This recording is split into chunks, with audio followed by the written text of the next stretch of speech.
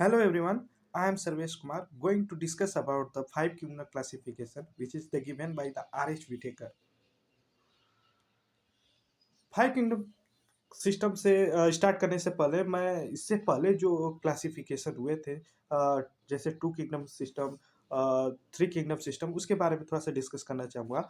सबसे पहले to kingdom classification दिया गया था जिसको दिए थे कैरोलस लीनियस ने और ये जनरली टू लेवल पे उन्होंने क्लासिफाइड करने की कोशिश की थी। पहला था प्लांटी और दूसरा था एनिमेलिया। उसके बाद आया थ्री लेवल का क्लासिफिकेशन जिसको दिया था अर्नेस्ट हैकल ने और उन्होंने थ्री क्राइटेरिया रखा, थ्री लेवल रखा, जिसमें थे प्लांटी एनिमेलिया के साथ-साथ उन्होंने प्रोटिस्टा ग्रुप रखा, जितने भी स्मॉल लिविंग माइक्रो ऑर्गेनिज्म थे, उन्होंने प्रोटिस्टा ग्रुप में रख दिया था। उसके बाद आया था फोर किंगडम ऑफ क्लासिफिकेशन जिसको दिया था कोपलैंड ने और कोपलैंड ने जनरली 4 टाइप्स को डिवाइड कर दिया था और वो 4 लेवल थे प्लांटी, एनिमेलिया मेटाजोआ और चौथा था मेटाफाइटा, ओके? हियर हम यहाँ डिस्कस करने वाले हैं फाइव किंगडम सिस्टम जिसको आर.एच. विटेकर ने दिया था और आज के समय का ये सबसे बेस्ट क्लासिफिकेशन कहा जाता है। ओके, इसके बाद भी सिक्स किंगडम सिस्टम भी आया जो कि मोस्ट वैलिड उतना वैलिड नहीं है, उतना फेमस नहीं है। इसी को साइंटिस्ट प्रीफर करते हैं, तो आइए इसको हम डिस्कस करते हैं। वो फाइव किंगडम जो क्लासिफिकेशन दिया गया था वो कौन कौन से किंगडम थे उसके बारे में समझते हैं। मोनेरा, प्रोटिस्टा, माइकोटा या फिर फंजाई, प्लांटी और एनिमेलिया। ओके, एक डिस्कस करते हैं एक बाई वन करके। तो मोनेरा मोनेरा जो था उसमें bacteria are the sole member of this group, this kingdom. Okay, तो इसमें क्या था, all the prokaryotics like you bacteria, archaebacteria, blue green algae and mycoplasma, जितने भी माइक्रो लिविंग ऑर्गेनिजम्स हैं जो माइक्रोस्कोपिक ऑर्गेनिज्म है उन्हें मोनेरा ग्रुप में रख दिया गया।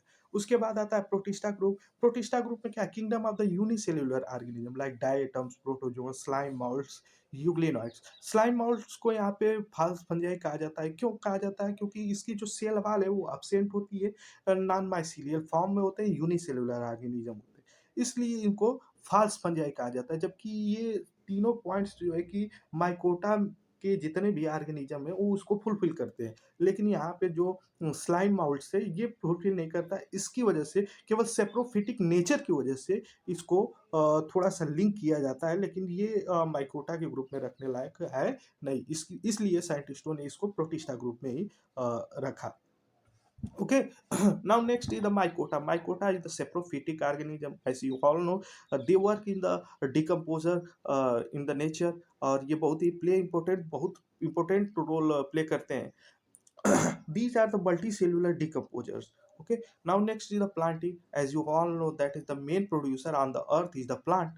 ओके, और इस प्लांट की कई लेवल्स हैं जैसे algae, bryophyta, gymno and most advance type of the plantae kingdom is the angiosperm as you all know that. Next is the animalia. Animalia में मल्टी सेलुलर ऑर्गेनिज्म आ जाएंगे जो कंज्यूमर की तरह बेसिकली काम करते हैं। क्यों? क्योंकि ये अपना फूड से खुद से नहीं, मतलब हेट्रोट्रॉपस के नेचर के होते हैं all the animals. Okay, now next.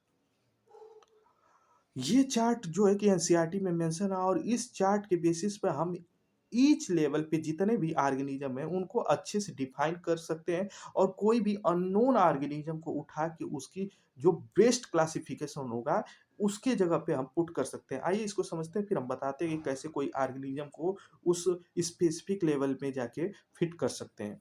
जैसे ऑर्गेनिज्म को बेसिकली टू टाइप्स में डिवाइड किया गया जो कि आर.एच. विटेकर का क्लासिफिकेशन का क्राइटेरिया भी था। Prokaryotic, eukaryotic. अगर प्रोकैरियोटिक में यूनिसेलुलर है तो उसे मोनेरा में रख देंगे और यूकैरियोटिक में अगर यूनिसेलुलर है और चाहे मल्टीसेलुलर है, अगर यूनिसेलुलर है तो उसे प्रोटिस्टा में रख देंगे और अगर मल्टीसेलुलर है तो दो चीजें वहां निकल के आ जाएंगी कि सेल वॉल है कि सेल वॉल नहीं है। ओके, अगर सेल वॉल नहीं है तो सीधे सीधे आप उसको प्लांटी में रख दीजिए। अगर सेल वॉल है तो यहाँ पर भी दो चीजें हो जाएंगी, जैसे सेल वॉल के साथ साथ फोटोसिंथेसिस वो कर रहा है कि नहीं कर रहा है। अगर फोटोसिंथेसिस नहीं कर रहा है मीन्स वो सेप्रोफिटिक की तरह नेचर अपना जिंदा रहने के लिए करेगा, मतलब कि उसको प्लांटी में सॉरी उसको फंजाई में रख दीजिए। अगर फोटोसिंथेसिस कर रहा है तो उसको प्लांटी में रख दीजिए। इस तरह का क्लासिफिकेशन उन्होंने चार्ट के थ्रू देने की कोशिश की। अब यहाँ समझते हैं कि जैसे कोई ऑर्गेनिज्म है वो क्या कर रहा है, वो फोटोसिंथेसिस नहीं कर रहा है, सेल वॉल है उसके पास अब मल्टी सेलुलर है और यूकैरियोटिक ऑर्गेनिज्म है, मीन्स क्या ये सारे चीज़ अगर इस चार्ट के पीसेस पे अगर उस ऑर्गेनिज्म को रखा जाएगा, तो सीधे-सीधे फंजाई ग्रुप में उसको रख दिया जाएगा। अगर यहाँ पे एनिमेलिया की बात की जाए, तो एनिमेलिया में रखने के लिए आपके पास उसके पास सेल वॉल नहीं होना चाहिए उस ऑर्गेनिज्म के, मल्टी सेलुलर होना चाहिए, यूकैरियोटिक होना चाहिए। ये चीज़ें फॉलो करनी चाहिए एक सीक्वेंशियल मैनर में, तब जाके किसी ऑर्गेनिज्म को आप उस स्पेसिफिक ग्रुप में रख पाएँगे। क्राइटेरिया क्या रखा था उन्होंने क्लासिफिकेशन के लिए? तो आइए उसको देखते हैं। उन्होंने जनरली 5 क्राइटेरिया में लिया था जो कि एनसीईआरटी में वेल मैनर से इसको डिफाइन मतलब दिया गया है, सो हमें पता होना चाहिए। पहला है cell structure, complexity of the cell कि किस लेवल के वो ऑर्गेनिज़्म सेल स्ट्रक्चर रखते हैं। जैसे प्रोकैरियोटिक है कि यूकैरियोटिक है, जिसको हम शुरू में ही चार्ट के शुरू में ही हमने क्लासिफिकेशन का एक बेस क्राइटेरिया माना था, जो चार्ट में मेंशन भी है। Now next is the thallus organisation means body की ऑर्गेनाइजेशन क्या है, कॉम्प्लेक्सिटी क्या है उसकी। लाइक ये यूनिसेलुलर है कि मल्टीसेलुलर है। अगर यूनिसेलुलर है तो लेस डेवलप हो जाएगा, मल्टीसेलुलर हो जाएगा तो इसके अंदर डिफरेंट डिफरेंट के मैकेनिज्म शो करने होंगे होगा। Now next is the mode of the nutrition. Mode of the nutrition को वो इनटेक कैसे करता है फूड। अगर प्लांटी है तो वो क्या करेगा, फोटोसिंथेसिस करके अपना अपना फोटोसिंथेसिस करके अपना फूड खुद बना देगा। अगर प्लांटी सॉरी अगर वो फंजाई है तो उसके अंदर तो क्लोरोफिल होगा नहीं, जिसकी वजह से वो अपना फोटोसिंथेसिस तो बना नहीं पाएगा। तो वो क्या करेगा, सेप्रोफिटिक की तरह नेचर से शो करेगा। और जितने भी एनिमल्स ग्रुप हैं वो क्या करते हैं, प्रोड्यूसर्स पर डायरेक्ट या इनडायरेक्ट रूप से फूड लेते हैं और क्या करते हैं, इनटेक करते हैं फूड का, और उनके अंदर शरीर के अंदर एनिमली के अंदर शरीर के अंदर वेल डिफाइंड या वेल अरेंज्ड डाइजेस्टिव सिस्टम मौजूद होता है, जिसके थ्रू वो अपना एनर्जी गेन करते हैं। Now next is the reproduction या लाइफ स्टाइल। हमारे इकोलॉजिकल फैक्टर की अगर बात की जाए तो 3 पिलर की तरह काम करने वाले ऑर्गेनिज्म कौन-कौन से हैं? वो है प्लांटी जो कि प्रोड्यूसर की तरह काम करेगा, कंज्यूमर जो कि मिनरल रिसाइकल, साथ ही साथ कोई डेड ऑर्गेनिज्म अगर डेड डेड कर गया तो उसको मतलब सब कुछ उसको ह्यूमस में बदलना और प्लांट्स के लिए मटेरियल इनऑर्गेनिक फॉर्म में मौजूद कराना, इस तरह का स्कैवेंजर की तरह का काम करने का काम करेगा ये आपका फंजाई ग्रुप। और लास्ट में आ जाते हैं सॉरी एनिमेलिया, जो क्या करेंगे, इन डायरेक्ट या इनडायरेक्ट प्लांट्स के पे डिपेंड करके अपना फूड लेंगे, कंज्यूमर की तरह काम करेंगे। Okay, now last is the phylogenetic relationship. What is phylogenetic relationship? It is the evolutionary history. Evolutionary history means how the modern organisms are arises from, that is the prokaryotic to eukaryotic means जितने भी आज के समय में eukaryotic well developed nucleus वाले जितने भी organism है, इनका सभी का इवोल्यूशन अगर देखा जाए तो वो प्रोकैरियोटिक से हुआ है। तो ये चीजें थोड़ी सी वहाँ देखी जाती है कि इसका इवॉल्व कोई ऑर्गेनिज्म है तो उसका इवॉल्व कहाँ से हुआ है, ये क्राइटेरिया में मेंशन किया गया। ओके, नाउ नेक्स्ट ये एक कंपैरेटिव चार्ट दिया गया है जिसमें हम सभी पांचों किंगडम को एक साइड दे दिया गया और ऊपर उनके 5 जो क्राइटेरिया रखे गए थे, उनके बारे में एक कंपैरिजन दिया गया है कि किसमें क्या-क्या चीज़ें हो सकती हैं। आइए देख लेते हैं।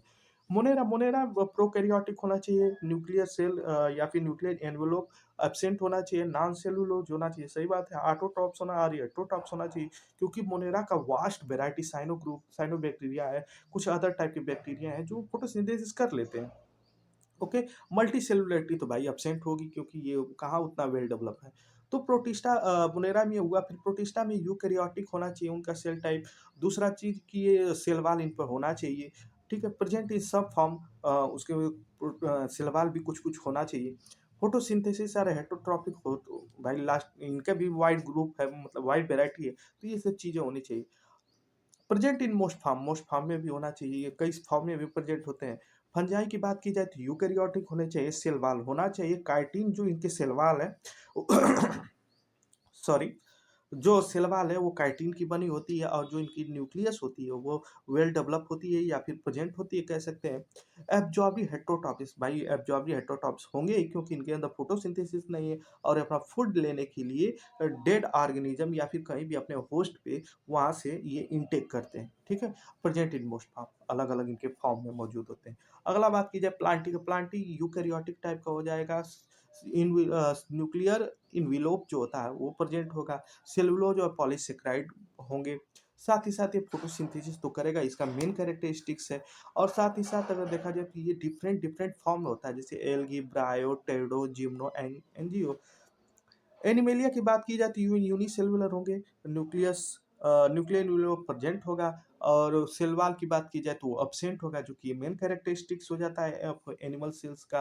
इंजेस्टिव हेटरोट्रोपस होंगे, प्रेजेंट इन डिफरेंट फॉर्म्स में होंगे।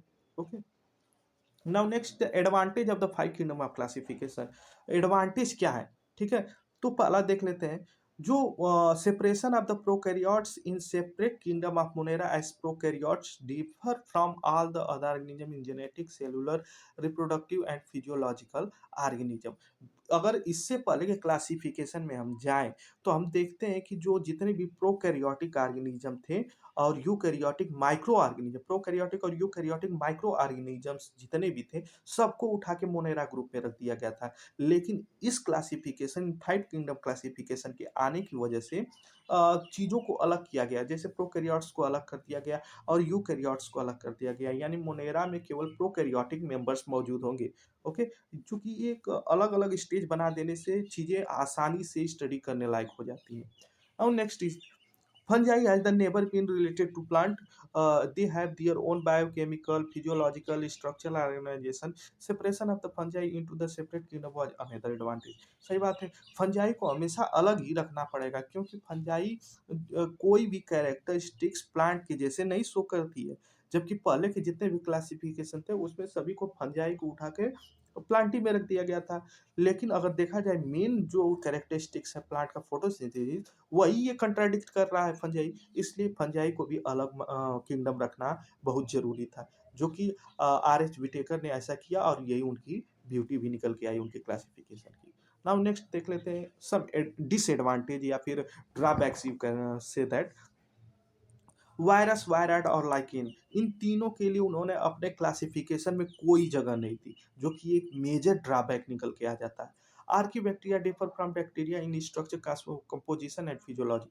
अगर देखा जाए बैक्टीरिया में, तो बैक्टीरिया टू टाइप्स के हो जाते हैं, आर्कीबैक्टीरिया और यू बैक्टीरिया। अगर इनके प्रॉपर्टी और इनके फिजियोलॉजिकल की बात की जाए तो ये दोनों बहुत ही ज़्यादा मतलब एक दूसरे को कंट्राडिक्ट करते हैं, ठीक है। और इन दोनों को ही, आर्की बैक्टीरिया और यू बैक्टीरिया दोनों को ही कंबाइन कंबाइन वे में ही मोनेरा में रख दिए थे। यही थोड़ी सी दिक्कत वाली बात आ गई थी। Now next is the protista. Protista जो है कि लास्ट डाइवर्सिटी, बहुत ही बड़ा डाइवर्सिटी रखता है, वास्ट डाइवर्सिटी रखता है, जिसमें सभी ऑर्गेनिजम्स जो है प्रोटिस्टा के, कुछ कुछ ऐसे ऑर्गेनिज्म होते हैं जो फोटोसिंथेसिस करते हैं, कुछ ऐसे होते हैं जो नहीं करते हैं, कुछ ऐसे होते हैं जो यूनिसेल्युलर होते हैं, कुछ होते हैं जो फिलामेंटस फॉर्म में होते हैं। इस तरह की वैरायटी बहुत ज़्यादा होने की वजह से कुछ चीज़ें कंट्राडिक्ट करने लगती हैं। इसलिए कहा जाता है कि प्रोटिस्टा प्रोटिस्टा के अंदर जितने भी ऑर्गेनिज्म हैं, उन सभी को उठा के प्रोटिस्टा में रखना एक सही नहीं माना जाता, क्योंकि अगर जब स्टडी लेवल पे जाते हैं, तो काफ़ी चीज़ें एक दूसरे से मैच करती हैं और कुछ चीज़ें कंट्राडिक्ट करती हैं। तो ये थोड़ा-सा ड्रॉबैक इनका निकल के आ जाता है।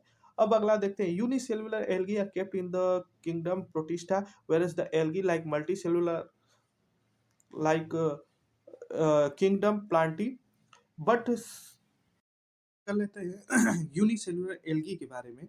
तो यूनिसेल्युलर एल्गी जो है कि are kept in the kingdom Protista, whereas the algae like multicellular organism are kept in the kingdom Plantae, but similar organism must to be put together.